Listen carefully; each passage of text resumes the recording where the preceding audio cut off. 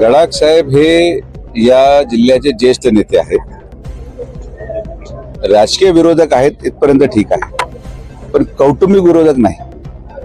तुम्हाला माहिती नसेल तर मी तुम्हाला अवगत करू इच्छितो की माननीय शंकरराव गडाख यांचा सक्का भाचा माझा सक्का साडू आहे. जर नात्याचाच विषय आला तर नातेवाईकाच्या घरी जाणं हे काय गैर नाही. आणि जरी दोन वेगळ्या पक्षात लोक असतील तरी सुद्धा माननीय गडाख साहेबांच्या निवासस्थानाला मी अनेक वेळेस गेलोय, अनेक वेळेस भेटलोय. ही काय माझी पहिली भेट नव्हती. याच्या अगोदरचे पूर्वीचे तुम्ही फोटो जर काढून पाहिले तर माझी जवळपास 5वी भेट त्यांना आहे. त्यामुळे याच्यावर उगीच राजकीय तर्क वितर्क लावणं हे संयुक्तिक नाही. तिथं स्थानिक पातळीवर विठ्ठल लंगे हे महायुतीचे आमदार आहेत. स्थानिक स्वराज्य संस्थेच्या निवडणुका हे महायुती म्हणून विठ्ठल लंगेंच्या नेतृत्वाखाली पूर्ण ताकदीने महायुती लढेल. याचा आणि या भेटीचा कुठलाही संबंध नाही. अहिल्यानगरच्या खून प्रकरणामध्ये आता पोलिसांवर काही प्रश्नचिन्ह उपस्थित त्या मुद्द्यावर माननीय पालकमंत्री महोदयांनी आपली भूमिका स्पष्ट केलेली आहे. माननीय आमदार महोदय जे बोलले हे त्यांचं व्यक्तिगत मत आहे. त्यांना या आरोप करत असताना काय अनुभव आले हे माझं त्यांचं बोलणं न झाल्यामुळे मी सांगू शकत नाही. पण माझं व्यक्तिगत अनुभव या सगळ्या अधिकाऱ्यांप्रती हा व्यवस्थित मला तरी राहिलाय. पण त्यांना काही वेगळा अनुभव आला असेल तर ते निश्चित पालकमंत्री महोदयांना त्या गोष्टी सांगतील आणि पालकमंत्री महोदय त्याच्यावर कारवाई करतील. केंद्र सरकारने याबद्दल आपलं काय?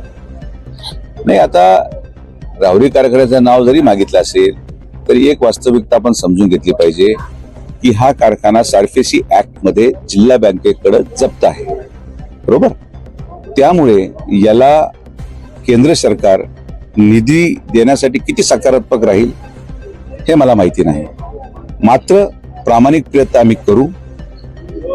तनपुरे असतील आणि आम्ही सगळे आहोत, हे सगळे महायुतीच्याच घटक आहेत. आणि त्यामुळं जे काही प्रामाणिक प्रयत्न असतील, जे प्रयत्न अरुण साहेब करतायत तेच प्रयत्न आमची कधी मदत लागली किंबहुना त्या समितीमध्ये नामदार साहेबही आहेत जे केंद्र सरकारच्या कर्ज देण्याच्या प्रक्रियेमध्ये आहेत, तर त्यामध्ये आपण पण आहोत. आपण पॉझिटिव्हली पाठवू. पण ही जी काही वास्तविकता ही नाकारून चालता येणार नाही.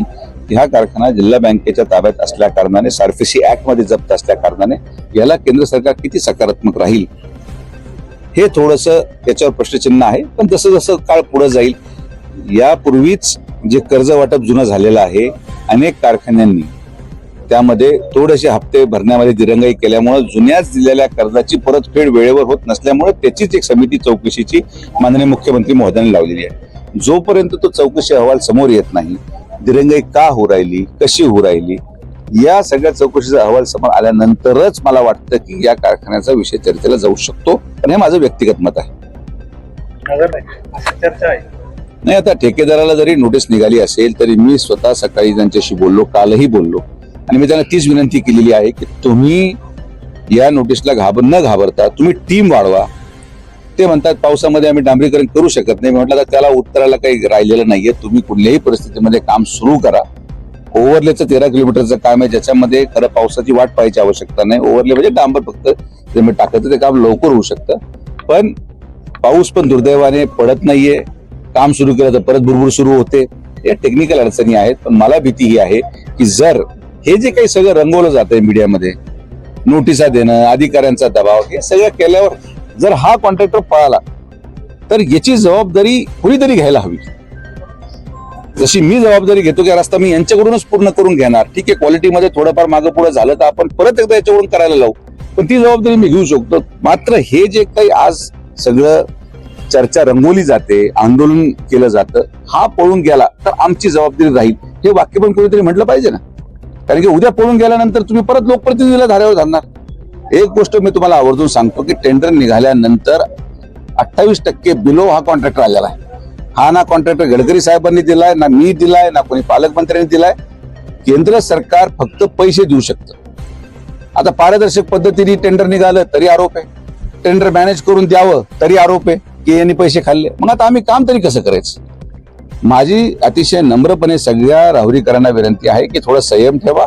हा रस्ता परत दुरुस्त होईल. थोडा त्रास सहन करावा लागेल. तुमच्या वेदनेचा पूर्ण सन्मान आहे, तुमच्या भावनेचा पूर्ण सन्मान आहे. पण तुम्ही या गोष्टीला जाणून राहा की जर हा पळून गेला तर परत 6 महिने तुमचं ऐकायला देखील कुणी तिथे येणार नाही. कारण की नैसर्गिक प्रक्रियेत कोर्ट आणि कचेरी, जसं मुंबई गोवा महामार्ग अडकला, मंत्री येऊन पाहणी करून जातील, आमदार येऊन पाहणी करून जातील, खासदार येऊन पाहणी करून जातील, सगळे फोटो काढतील, आंदोलन होईल, तासभरात रस्ता रोको होईल, ट्रॅफिक जाम होईल, त्याच्यापुढे काय होणार नाही. तर मी खरं बोलतो आणि या सत्यावर विश्वास ठेवा, तरच आपण पुढे जाऊ शकतो. अन्यथा मग जे चालू आहे ते चालूच आहे. 10 वर्षापासून 20 वर्षापासून आपण भांडूच राहिलो, अजून लढू, माझी काही हरकत नाही.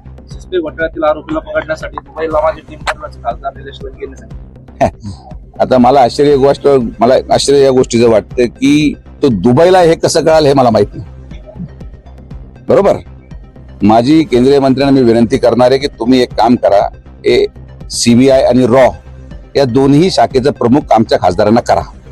कारण की ज्याला पोलीस शोधायला नाकाम झाली, जसं म्हणतो ना डॉन को पकडणं मुश्किल आहे, नामुमकिन था, ही नामुमकिन गोष्ट खासदारांनी जर करून दाखवली, दुबई मधल्या आरोपीला शोध घेऊन लोक पाठवले, तर यांना रॉचं प्रमुख केलं पाहिजे, असं आम्ही भारतीय जनता पार्टीच्या वतीने निवेदन देणार आहोत. अमित भाई, कॉंग्रॅच्युलेशन वहिनी, बाळ झाल्याबद्दल. पण मी ऐकलंय डिलिव्हरी फार क्रिटिकल होती. आता ठीक आहे ना सगळं? अगं होता थोडा प्रॉब्लेम, पण स्त्रियांच्या आरोग्याची संपूर्ण काळजी घेणारं मातृसेवा होतं ना साथीला. सगळं सुरळीत झालं. किशोर वयापासून ते रजो निवृत्तीपर्यंत स्त्रीच्या आरोग्याची संपूर्ण काळजी घेणारं अहमदनगर मधील पहिलं स्त्री रुग्णालय Matruseva women's hospital, obstetric ICU. किशोरवयीन आणि विवाहपूर्व समुपदेशन, गरोदर माता तपासणी आणि प्रसूती, पहिल्या सिझेरियन नंतर नॉर्मल डिलिव्हरीची सोय. मातृसेवा विमेन्स हॉस्पिटल, सक्कर चौक, नवीन टिळक रोड, अहमदनगर. फोन 9850 20 0017.